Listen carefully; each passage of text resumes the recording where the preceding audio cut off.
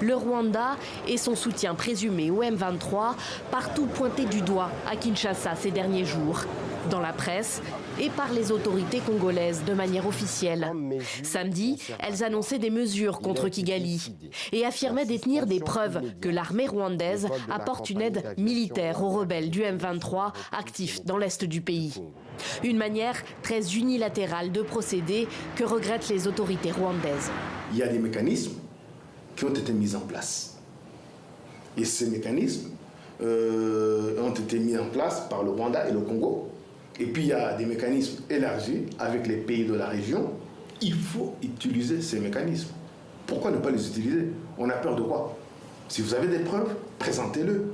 Les combats entre l'armée congolaise et les rebelles du M23 ont éclaté sur plusieurs fronts la semaine passée, au nord Kivu, cette région de l'est de la RDC frontalière avec le Rwanda. Des dizaines de milliers de civils ont été obligés de quitter leur maison pour fuir les violences, selon des humanitaires et les Nations Unies. Le M23 fait partie de la centaine de groupes armés actifs dans la zone. Il est principalement composé de Tutsis congolais. Le Rwanda a toujours nié toute implication dans ce conflit et assure vouloir privilégier la voie diplomatique malgré ce qu'il décrit comme des provocations de la part de la RDC. Ça risque de dégénérer parce que si on tire, les autres aussi savent tirer. Toutes les réponses sont possibles.